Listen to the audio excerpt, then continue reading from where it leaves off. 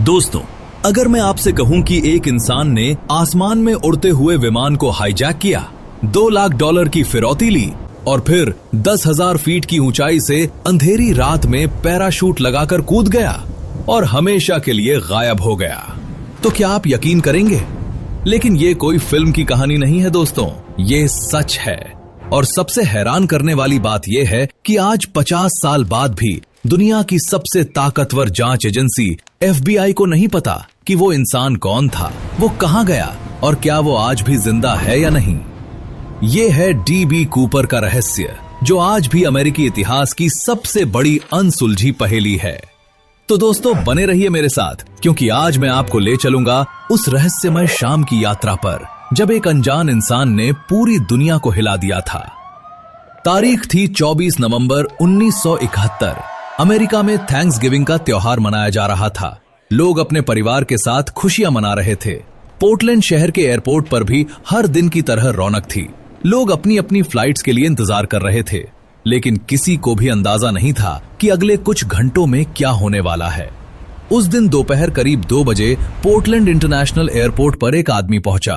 उसने काला सूट पहना हुआ था, काली टाई लगाई थी, सफेद शर्ट थी और उसके हाथ में एक छोटा सा ब्रीफकेस था। देखने में वो बिल्कुल एक आम बिजनेसमैन की तरह लग रहा था। कोई भी उसे देखकर शक नहीं कर सकता था। इस आदमी ने टिकट काउंटर पर जाकर नॉर्थ वेस्ट ओरिएंट एयरलाइंस की फ्लाइट नंबर 305 का एक टिकट खरीदा। ये फ्लाइट पोर्टलैंड से सिएटल जाने वाली थी। जब टिकट एजेंट ने उससे नाम पूछा तो उसने बड़े ही आराम से कहा, डैन कूपर। उसने नकद में अपना टिकट खरीदा। उन दिनों आप बिना किसी आईडी के, बिना किसी सवाल के, सिर्फ नकद पैसे देकर हवाई टिकट खरीद सकते थे।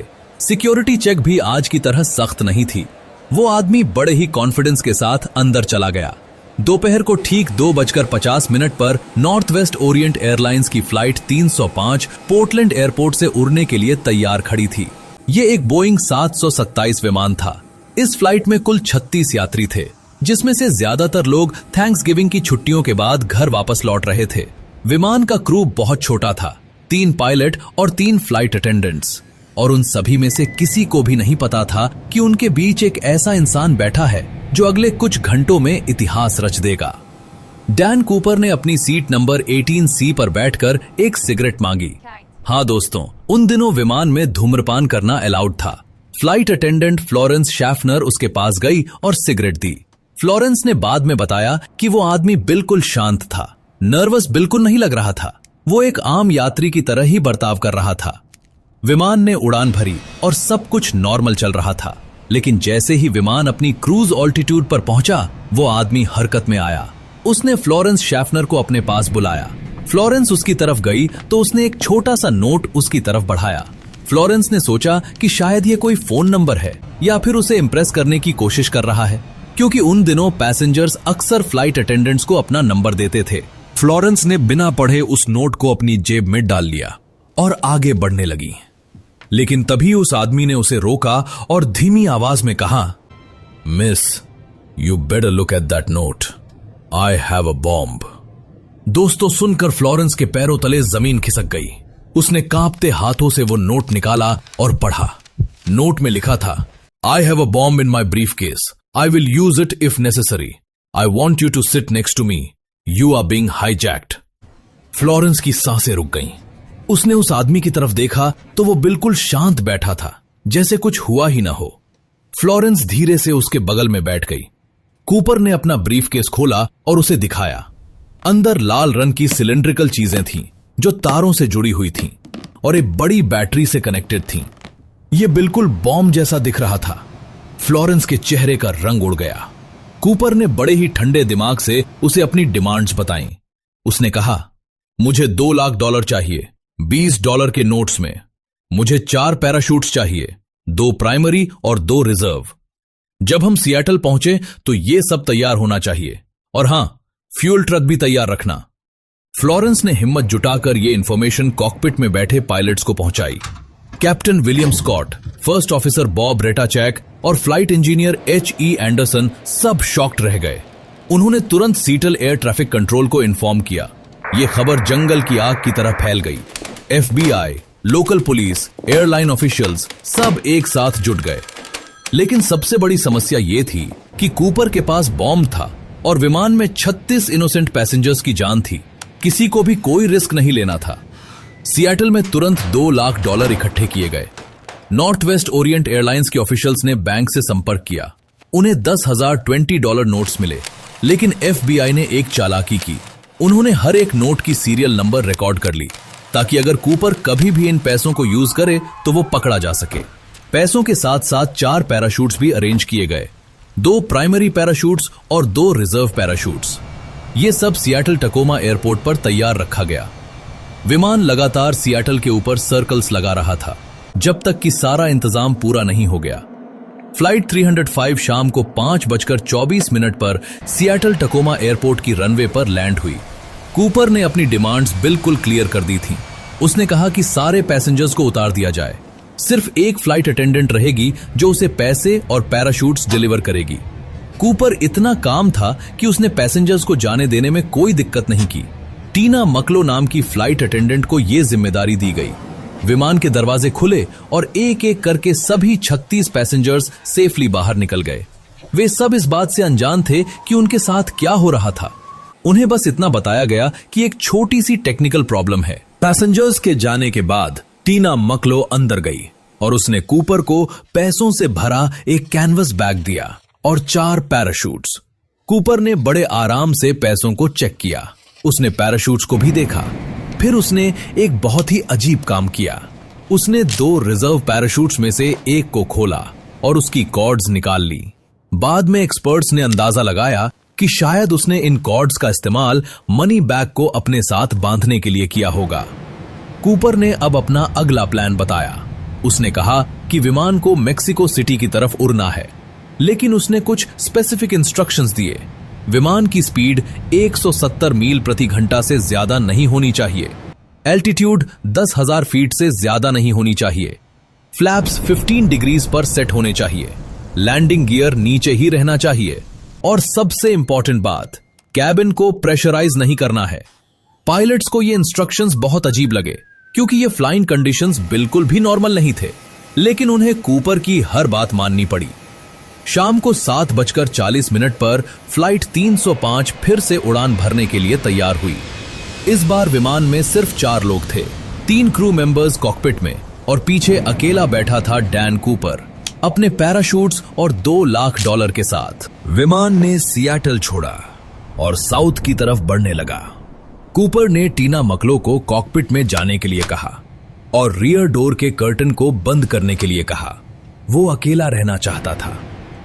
टीना कॉकपिट में पहुंची और पायलट्स के साथ बैठ गई। अब वे सिर्फ वेट कर सकते थे। विमान रात के अंधेरे में उड़ता जा रहा था। नीचे पैसिफिक नॉर्थ वेस्ट के घने जंगल थे, पहाड़ थे और उस समय जोरदार बारिश हो रही थी। टेम्परेचर फ्रीजिंग पॉइंट से नीचे था। ऐसे वेदर में पैराशूट जंप करना सुसाइड के बराबर था, लेकिन कूपर को शायद इससे कोई फर्क नहीं पड़ता था। रात को ठीक 8 बजे कॉकपिट में एक वार्निंग लाइट जल उठी। ये लाइट इंडिकेट कर रही थी कि विमान के पीछे का डोर खुल गया है। पायलट्स शॉक्ड रह गए। उन्होंने इंटरकॉम पर कूपर को कॉल किया, लेकिन कोई जवाब नहीं आया। कुछ मिनटों बाद पायलट्स ने महसूस किया कि विमान का पिछला हिस्सा ऊपर की तरफ उठ गया है। यह क्लियर इंडिकेशन था कि कोई भारी चीज विमान से बाहर निकल गई है। डैन कूपर ने जंप कर लिया था।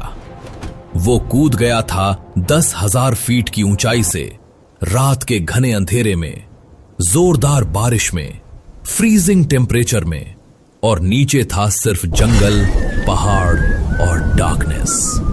दोस्तों, अगर आप इस वीडियो को यहां तक देख रहे हैं तो प्लीज इस वीडियो को लाइक करना ना भूलें, और अगर आपने अभी तक चैनल को सब्सक्राइब नहीं किया है तो सब्सक्राइब बटन दबा दीजिए और बेल आइकन को प्रेस कर दीजिए, ताकि आपको ऐसी और भी रोमांचक कहानियों की नोटिफिकेशन मिलती रहे। अब आगे की कहानी और भी रोचक होने वाली है। तो विमान खाली हो चुका था, कूपर गायब हो चुका था। पायलट्स ने तुरंत नियरेस्ट एयरपोर्ट रीनो नेवाडा में इमरजेंसी लैंडिंग की। जब विमान लैंड हुआ और अथॉरिटीज अंदर गईं, तो उन्हें सिर्फ 2 पैराचूट्स मिले, दोनों रिजर्व पैराचूट्स, जिनमें से एक को खोला जा चुका था। कूपर अपने साथ 2 प्राइमरी पैराचूट्स में से एक ले गया था और $2 लाख भी। पीछे का डोर पूरी तरह खुला हुआ था और सीढ़ियां नीचे लटक रही थीं। FBI ने तुरंत इन्वेस्टिगेशन शुरू कर दी। ये अमेरिकी इतिहास की पहली सक्सेसफुल एयरप्लेन हाईजैकिंग थी, जहां हाईजैकर पैसे लेकर गायब हो गया था। FBI ने सबसे पहले यह पता लगाने की कोशिश की कि कूपर एग्जैक्टली कहां कूदा होगा। पायलट्स की फ्लाइट डेटा और वार्निंग लाइट्स की टाइमिंग के आधार पर उन्होंने कैलकुलेट किया कि कूपर ने समवेयर अराउंड 8 PM के आसपास जंप किया होगा। उस समय विमान पोर्टलैंड और सियाटल के बीच में था, लुइस रिवर के आसपास कहीं। ये एरिया वॉशिंगटन स्टेट का सबसे डेंस फॉरेस्ट एरिया था। यहां पर घने जंगल थे, पहाड़ थे और उस रात जोरदार तूफान आ रहा था। FBI ने अगले दिन यानी 25 नवंबर को एक मैसिव सर्च ऑपरेशन शुरू किया। Army, air force, local police, volunteers सब शामिल हुए। हेलीकॉप्टर से लेकर ग्राउंड टीम्स तक सभी ने उस एरिया को छान मारा। लेकिन दोस्तों, वो एरिया इतना बड़ा था और इतना डेंस था कि कुछ भी ढूंढना नीडल इन अ हेस्टैक की तरह था। दिनों बीत गए, हफ्ते बीत गए, महीने बीत गए, लेकिन कूपर का कोई निशान नहीं मिला। ना तो उसका बॉडी मिला, ना पैराशूट, ना पैसे, कुछ भी नहीं। यह ऐसा था जैसे वो हवा में गायब हो गया हो। FBI ने अब विटनेसेस से बात करना शुरू किया। सबसे पहले उन्होंने फ्लाइट अटेंडेंट से डिटेल्ड इंटरव्यू लिया। फ्लोरेंस शैफनर ने, जो कूपर के सबसे करीब बैठी थी, उसने बताया कि कूपर की उम्र 40 से 45 साल के बीच रही होगी। हाइट लगभग 5 फुट 10 इंच से 6 फुट के आसपास थी। वो काफी फिट दिख रहा था। उसकी आंखें डार्क ब्राउन थीं। स्किन का रंग ऑलिव था, जैसे कि वो लैटिन अमेरिकन डिसेंट का हो। उसने डार्क सनग्लासेस पहने हुए थे। उसके बाल काले थे और नीट कोम्ड थे। फ्लोरेंस ने यह भी बताया कि कूपर बिल्कुल भी नर्वस नहीं था। वो बहुत पोलाइट था। उसने कभी किसी पर चिल्लाया नहीं, किसी को फिजिकली हार्म नहीं किया। वो सिगरेट्स पी रहा था और बर्बन विस्की पी रहा था। टीना मकलो ने भी सिमिलर डिस्क्रिप्शन दी। उसने कहा कि कूपर को एविएशन के बारे में अच्छी नॉलेज थी। उसने जो स्पेसिफिक इंस्ट्रक्शंस पायलट्स को दिए थे, वो क्लियरली इंडिकेट करते थे कि उसे बोइंग 727 एयरक्राफ्ट के बारे में डिटेल्ड इंफॉर्मेशन थी, खासकर रियर एयर स्टेयर के बारे में, जो बोइंग 727 की एक यूनिक फीचर थी। ये एक ऐसी सीढ़ी थी जो विमान के पिछले हिस्से से खुलती थी और फ्लाइट के दौरान भी इसे खोला जा सकता था। FBI ने टिकट एजेंट से भी बात की, जिसने कूपर को टिकट बेचा था, लेकिन उसे ज्यादा कुछ याद नहीं था, क्योंकि उस दिन उसने कई टिकट्स बेचे थे। अब FBI के सामने सबसे बड़ा सवाल था, डैन कूपर असली नाम था या फेक? इन्वेस्टिगेशन से पता चला कि पोर्टलैंड एरिया में किसी भी डैन कूपर का कोई रिकॉर्ड नहीं था जो इस डिस्क्रिप्शन से मैच करता हो। असल में दिलचस्प बात यह है कि DB कूपर नाम एक गलती से फेमस हुआ। मीडिया ने इनिशियली रिपोर्ट किया कि हाईजैकर का नाम DB कूपर था, जबकि असल में उसने टिकट डैन कूपर नाम से खरीदा था। लेकिन यह गलत नाम इतना पॉपुलर हो गया कि आज भी पूरी दुनिया उसे DB कूपर के नाम से ही जानती है। FBI ने अब इन्वेस्टिगेशन की एक और डायरेक्शन में फोकस किया, वो था पैराशूट्स। कूपर ने डेलिबरेटली 4 पैराशूट्स मांगे थे, 2 प्राइमरी और 2 रिजर्व। एक्सपर्ट्स का मानना था कि शायद कूपर ने ये इसलिए किया ताकि अथॉरिटीज को लगे कि वो किसी हॉस्टेज को भी साथ ले जाएगा और इसलिए वे उसे फॉल्टी पैराशूट नहीं देंगे। लेकिन असल में कूपर ने सिर्फ एक प्राइमरी पैराशूट का यूज किया। जो पैराशूट उसने चूज किया वो एक मिलिट्री ग्रेड NB6 पैराशूट था। यह पैराशूट नॉर्मली ट्रेनिंग पर्पसेस के लिए यूज होता था। यह मैनुअली ऑपरेटेड था, ऑटोमेटिकली नहीं खुलता था। इसका मतलब कूपर को पैराशूटिंग की अच्छी नॉलेज थी। लेकिन फिर भी एक्सपर्ट्स का कहना था कि उस रात की कंडीशंस में सरवाइव करना ऑलमोस्ट इम्पॉसिबल था।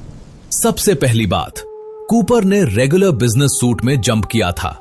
उसके पास कोई वार्म क्लोथ्स नहीं थे, कोई हेलमेट नहीं था, कोई प्रोटेक्टिव गियर नहीं था। टेम्परेचर माइनस के आसपास थी, जोरदार बारिश हो रही थी और तेज हवाएं चल रही थीं। दूसरी बात, वो रात के अंधेरे में कूदा था। उसे नहीं पता था कि वो कहां लैंड करेगा, पेड़ों पर, पहाड़ पर, नदी में या कहीं और। तीसरी बात, उसके पास कोई नेविगेशन इक्विपमेंट नहीं थी। उसे नहीं पता था कि जंप करने के बाद वो कहां होगा। चौथी बात, वो अपने साथ 21 पाउंड वेट का मनी बैग लेकर कूदा था। ये एक्स्ट्रा वेट पैराशूटिंग को और भी डेंजरस बना देती थी। पांचवी बात, बोइंग 727 की स्पीड उस समय भी 170 मील प्रति घंटा के आसपास थी। इतनी स्पीड पर जंप करना एक्सट्रीमली डेंजरस था। और सबसे इंपॉर्टेंट बात, जहां वो लैंड करने वाला था वहां माइल्स तक सिर्फ डेंस फॉरेस्ट था। कोई सड़क नहीं, कोई गांव नहीं, कोई सिविलाइजेशन नहीं। अगर वो सरवाइव भी कर गया तो उस जंगल से बाहर निकलना अपने आप में एक बड़ा चैलेंज था। FBI के एक्सपर्ट्स ने कैलकुलेट किया कि कूपर के सरवाइव करने की प्रोबेबिलिटी लगभग 1% से भी कम थी, लेकिन फिर भी उन्हें कोई बॉडी नहीं मिली, कोई एविडेंस नहीं मिला। तो क्या कूपर रियली सरवाइव कर गया था? इन्वेस्टिगेशन जारी रही। FBI ने पूरे अमेरिका में उन $20 नोट्स की सीरियल नंबर सर्कुलेट कर दी। हर बैंक, हर स्टोर को इन्फॉर्म किया गया कि अगर कोई इन नंबर्स वाले नोट्स यूज करे तो तुरंत रिपोर्ट करें। लेकिन ईयर्स बीत गए और एक भी नोट सरफेस नहीं हुआ। ये और भी मिस्टीरियस था। अगर कूपर सरवाइव कर गया था और उसके पास $2 लाख थे, तो वो उन्हें यूज क्यों नहीं कर रहा था? क्या वो मर गया था, या फिर वो इतना स्मार्ट था कि उसे पता था कि नोट्स ट्रैक किए जा रहे हैं? FBI ने अब सस्पेक्ट्स की एक लॉन्ग लिस्ट बनाई। उन्होंने हर उस पर्सन को इन्वेस्टिगेट किया जिसके पास एविएशन नॉलेज थी, पैराशूटिंग एक्सपीरियंस थी और जो उस टाइम पीरियड में सस्पिशियस एक्टिविटी में इन्वॉल्व था। सालों की इन्वेस्टिगेशन में FBI ने हजारों सस्पेक्ट्स को चेक किया, लेकिन कोई भी कॉन्क्रीट एविडेंस नहीं मिला। 1972 में FBI ने एक मेजर ब्रेक थ्रू की उम्मीद की जब उन्हें एक फिंगरप्रिंट मिला। ये फिंगरप्रिंट विमान में कूपर की सीट के पास से मिला था, लेकिन जब इसे FBI के डेटाबेस में सर्च किया गया तो कोई मैच नहीं मिला। इसका मतलब या तो कूपर का कोई क्रिमिनल रिकॉर्ड नहीं था या फिर वो फिंगरप्रिंट किसी और का था। साल 1978 में एक प्लैकार्ड मिला। ये वही इंस्ट्रक्शन प्लैकार्ड था जो बोइंग 727 के रियर एयर स्टेयर पर लगा होता था। ये प्लैकार्ड एग्जैक्टली उसी एरिया में मिला जहां FBI को लगता था कि कूपर ने जंप किया होगा। ये एक इंपॉर्टेंट क्लू था क्योंकि इससे जंप लोकेशन कंफर्म हुई, लेकिन फिर भी कूपर का कोई पता नहीं चला। और फिर आया 1980 का साल। ये साल इस पूरे मिस्ट्री में एक टर्निंग पॉइंट बनने वाला था। फरवरी 1980 में एक 8 साल का बच्चा ब्रायन इनग्रम अपने परिवार के साथ कोलंबिया रिवर के किनारे पिकनिक मना रहा था। यह जगह वैंकूवर, वॉशिंगटन के पास थी। ब्रायन बीच पर खेल रहा था जब उसे रेत में कुछ अजीब महसूस हुआ। उसने खोदना शुरू किया और उसे कुछ सड़े गले नोट्स मिले। ब्रायन ने अपने पेरेंट्स को बुलाया। जब उन्होंने नोट्स को केयरफुली देखा तो उन पर $20 लिखा था। वे नोट्स बहुत खराब हालत में थे, पार्शियली डीकंपोज थे, लेकिन फिर भी सीरियल नंबर्स रीडेबल थे। ब्रायन के पेरेंट्स ने तुरंत इसे अथॉरिटीज को रिपोर्ट किया। जब FBI ने आकर उन नोट्स को चेक किया तो वे सब शॉक्ड रह गए। ये वही नोट्स थे, सीरियल नंबर्स परफेक्ट मैच कर रहे थे। ये वही पैसे थे जो कूपर ने 1971 में लिए थे। FBI ने तुरंत उस पूरे एरिया को एक्सकवेट करना शुरू किया। उन्हें कुल $5,800 के नोट्स मिले। सभी $20 के नोट्स थे और सभी की सीरियल नंबर्स मैच कर रही थीं। लेकिन बाकी के $1,94,200 कहां थे? और सबसे बड़ा सवाल, ये नोट्स यहां कैसे पहुंचे? FBI ने एक्सपर्ट्स को बुलाया। जियोलॉजिस्ट्स, हाइड्रोलॉजिस्ट्स और फॉरेंसिक साइंटिस्ट ने उन नोट्स का डिटेल्ड एनालिसिस किया। उन्होंने पता लगाने की कोशिश की कि ये नोट्स कब से यहां थे और कैसे यहां पहुंचे। एनालिसिस से पता चला कि नोट्स लगभग 1971 या 1972 से ही वहां थे। इसका मतलब ये पैसे जंप के तुरंत बाद से ही वहां थे। लेकिन कैसे? एक थियरी ये थी कि कूपर की मनी बैग उसकी जंप के ड्यूरिंग या लैंडिंग के टाइम में खुल गई होगी और कुछ नोट्स उड़कर रिवर में गिर गए होंगे। रिवर के फ्लो ने उन्हें डाउनस्ट्रीम ले जाकर वहां डिपॉजिट कर दिया होगा। दूसरी थियरी ये थी कि कूपर क्रैश लैंड हुआ होगा और वो मर गया होगा। उसका बॉडी और बाकी पैसे रिवर में बह गए होंगे और कुछ नोट्स यहां फंस गए होंगे। तीसरी थियरी और भी इंटरेस्टिंग थी। कुछ एक्सपर्ट्स का मानना था कि कूपर सरवाइव कर गया था, लेकिन बाद में किसी कारण से उसने ये पैसे यहां छुपाए थे या फिर छुपाते समय कुछ नोट्स गिर गए थे। हर थियरी के अपने प्रोज और कॉन्स थे, लेकिन एक बात श्योर थी, ये नोट्स की डिस्कवरी ने ये प्रूव कर दिया था कि कूपर ने डेफिनेटली उस एरिया में जंप किया था जहां एफबीआई को लगता था। लेकिन फिर भी असली सवाल का जवाब नहीं मिला। कूपर कहां था? क्या वो जिंदा था या मर चुका था? अगर वो मर गया था तो उसका बॉडी कहां था? अगर वो जिंदा था तो वो बाकी के पैसे क्यों यूज नहीं कर रहा था? एफबीआई की इन्वेस्टिगेशन और इंटेंसिफाई हो गई। उन्होंने अब रिवर के फ्लो पैटर्न्स स्टडी किए, जियोलॉजिकल सर्वेस कराए और उस पूरे एरिया को फिर से सर्च किया, लेकिन कुछ नहीं मिला। साल 1995 में एफबीआई ने इस केस को ऑफिशियली अनसॉल्व्ड डिक्लेयर कर दिया, लेकिन इन्वेस्टिगेशन जारी रखी। यह अमेरिकी इतिहास का एकमात्र अनसॉल्व्ड एयरप्लेन हाईजैकिंग केस बन गया था। लेकिन दोस्तों, यहां से कहानी खत्म नहीं होती। असल में यहां से शुरू होती है एक और भी रोचक जर्नी। वो जर्नी जिसमें हजारों लोगों ने यह पता लगाने की कोशिश की कि डीबी कूपर कौन था। डेकेड्स बीत गए, लेकिन यह मिस्ट्री लोगों को फैसिनेट करती रही। बुक्स लिखी गईं, डॉक्यूमेंट्रीज बनी, मूवीज बनी, पॉडकास्ट शुरू हुए। Amateur detectives, professional investigators, journalists, historians सब इस केस को सॉल्व करने में जुट गए। सालों में हंड्रेड्स ऑफ सस्पेक्ट्स के नाम सामने आए। हर किसी की अपनी थियरी थी। कुछ लोगों ने क्लेम किया कि उनके फैमिली मेंबर्स ही डीबी कूपर थे। कुछ लोगों ने कहा कि उन्होंने कूपर को देखा था, लेकिन कोई भी कॉन्क्रीट एविडेंस नहीं था। एफबीआई ने ऑफिशियली कुछ मेन सस्पेक्ट्स को आइडेंटिफाई किया था। सबसे पहला सस्पेक्ट था रिचर्ड फ्लॉयड मैककॉय जूनियर। ये एक वेरी इंटरेस्टिंग केस था, क्योंकि मैककॉय ने 1972 में यानी कूपर इंसिडेंट के सिर्फ 5 महीने बाद एक सिमिलर हाईजैकिंग की थी। मैककॉय ने भी एक यूनाइटेड एयरलाइंस फ्लाइट को हाईजैक किया था, पैराशूट और पैसे मांगे थे और जंप कर गया था। लेकिन मैककॉय पकड़ा गया था, उसे अरेस्ट करके जेल में डाल दिया गया था। एफबीआई ने इन्वेस्टिगेट किया कि क्या मैककॉय ही डीबी कूपर था। फिजिकल डिस्क्रिप्शन कुछ हद तक मैच करती थी। मैककॉय को भी एविएशन और पैराशूटिंग की अच्छी नॉलेज थी। वो वियतनाम वॉर का वेटरन था। लेकिन कुछ चीजें मैच नहीं करती थीं। मैककॉय की उम्र कूपर से काफी कम थी। फ्लाइट अटेंडेंट्स ने जो डिस्क्रिप्शन दी थी उससे मैककॉय मैच नहीं करता था। और सबसे इंपॉर्टेंट बात, एफबीआई ने पाया कि कूपर इंसिडेंट के टाइम मैककॉय की एलिबाई थी, तो मैककॉय को सस्पेक्ट लिस्ट से हटा दिया गया। लेकिन कुछ लोग आज भी मानते हैं कि मैककॉय ही कूपर था। दूसरा मेजर सस्पेक्ट था केनेथ क्रिश्चियनसन। यह केस सामने आया 2003 में, जब क्रिश्चियनसन के ब्रदर ने क्लेम किया कि उसका भाई ही डीबी कूपर था। क्रिश्चियनसन एक फॉर्मर आर्मी पैराट्रूपर था और नॉर्थ वेस्ट ओरिएंट एयरलाइंस में पर्सर के तौर पर काम करता था। इसका मतलब उसे बोइंग 727 की परफेक्ट नॉलेज थी। फिजिकल डिस्क्रिप्शन भी कुछ हद तक मैच करती थी। और सबसे इंटरेस्टिंग बात, कूपर इंसिडेंट के कुछ समय बाद क्रिश्चियनसन ने सडनली एक घर खरीद लिया था, जबकि उसकी फाइनेंशियल सिचुएशन पहले अच्छी नहीं थी। लेकिन एफबीआई ने इन्वेस्टिगेशन की और पाया कि क्रिश्चियनसन भी पूरी तरह से मैच नहीं करता था। उसकी हाइट कूपर से कम थी और एज भी ज्यादा थी। तीसरा मेजर सस्पेक्ट था रॉबर्ट रैकस्ट्रॉ। यह एक बहुत ही कंट्रोवर्शियल सस्पेक्ट था।